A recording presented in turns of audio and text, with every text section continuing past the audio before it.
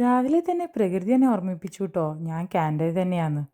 അപ്പോഴാ ചെറുക്കൻ പറയണേ, നാട്ടിൽ ഞാൻ ഇതിലും കൂടുതൽ ഇംഗ്ലീഷ് ബ്രേക്ക്ഫാസ്റ്റ് കഴിച്ചിട്ടുണ്ടാവും. ഇവിടെ എന്താണെന്നറിയില്ല, നാടൻ സാധനങ്ങളോടൊക്കെ ഒരു പ്രത്യേക പ്രിയ.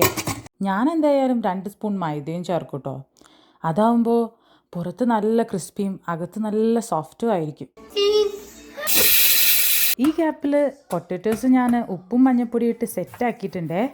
ഇനി വേറെ പ്രത്യേകിച്ചൊന്നുമില്ല കേട്ടോ.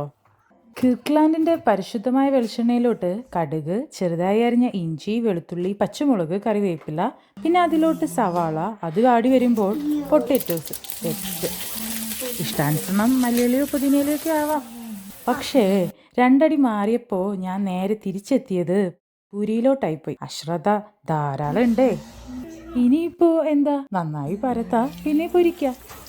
നേരത്തെ 2 സ്പൂൺ അത് ഗുണം ചെയ്യുന്നു.